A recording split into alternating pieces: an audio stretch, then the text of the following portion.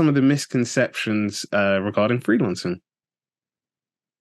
So I think for me, it's around, and it's funny, I actually ran a freelance workshop this morning for Brunel. I think it's about, for me, everything starts with mindset, and I'm very big on, I mean, you can't plan everything as an entrepreneur, but kind of really kind of, a bit of reflection. And I think some of the mistakes, or not mistakes, but just sort of things that can cause problems for people are, first of all, if you're a freelancer, you think, well, I've got this skill, I'm going to offer a service, and I'm going to, offer my time for money. So one of the things that I'm trying to change, or to introduce to people early on if they're thinking about having a freelance business, is that that can be a bit of a negative cycle, and you can get stuck on a bit of a hamster wheel with that. So, for example, you want to sell something and you're going to charge a certain amount of money, say maybe per hour or whatever it is. So often when you're starting, there can be a lot of anxiety around how much to charge anyway. Like, that's a massive thing. How much should I charge? What's the right amount? And all this sort of thing. And you may not be able to charge potentially that much, or you may not feel comfortable charging that much when you start. So if you start doing your sums early on, and you think, well, hold on, if I'm charging that much, I'm going to need to find a lot of clients to actually make any ends meet. Or a lot of people don't actually do all those sums. They just start, and then as they start to see how much money they're making, they're thinking, well, this is not great. this is not really going to work. It's not a sustainable business, and they'll just give up at some point because it just becomes demoralizing, or whatever it is, it just doesn't seem worth it.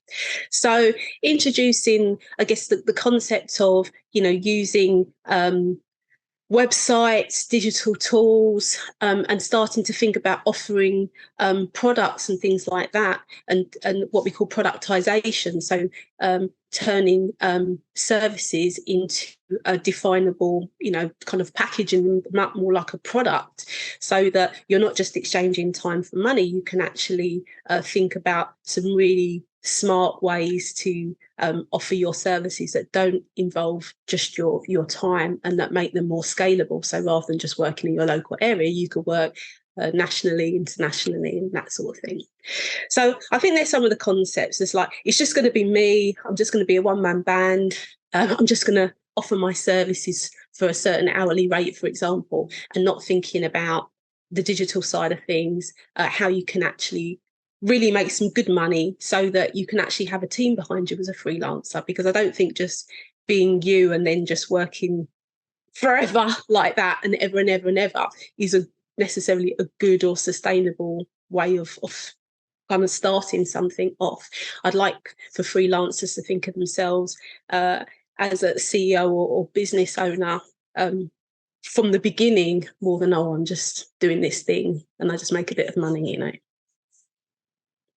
Yeah, I definitely agree. And that sort of links to, interestingly enough, someone that we both know, Andrew, who offered me some really great advice. And I guess I can, as the audience know, we say mic check, and those are where we sort of give some interesting facts and figures, some personal stories. So I guess this would be the mic check for the episode. But he gave me this really great advice when I was going to a meeting to discuss Pick Up the Mic with a potential sponsor. And he was just like, don't feel that you can't go to the meeting as Jeffrey, CEO of Pick Up the Mic. And I was just like, I never thought about it that way. And he said, yes, you should sort of have that cap on and walk into it believing in yourself. And I think that's one of the biggest struggles that entrepreneurs and freelancers have, is that sometimes we feel as though we can't put those caps on. We can't sort of think of ourselves as the CEO or the head of the company. We sort of have to wait until, whether it's we build up a team, or we've got, actual accreditation, and we've won awards, and we've run funding, and we're bringing in loads of money. Okay, that's when I'm then, the CEO or the founder, or I'm sort of this other person. But he said, no, just, think about what CEO Jeffrey, how he talks, how he walks, how he dresses, how he speaks in meetings with potential speakers, because he said that person is completely different to Jeffrey who's a student, or Jeffrey who's personal Jeffrey. So he said just think about that, and I think that's definitely true with entrepreneurs and with freelancers, that having on that cap and thinking, well, actually, no, I am the head of a company, even if it, like you said at the time, you might not necessarily, that might not be the case. It might just be yourself doing the work, or it might be you and a small team. Put on that cap and think, okay, actually, this is how I'm going to work. And then you'd also be surprised of how, when you do that, because I think from what Andrew was saying, from doing that, the interesting thing is you sort of then see people sort of getting in touch and saying, oh, actually, I'd love to work with you. Or, oh, actually, when you reach out to them and you say, well, actually, I'd love to have you a part of the team, and I'd love you to do this or to do that. They'll be like, oh, yes, definitely, because you sort of acted in that professional manner already.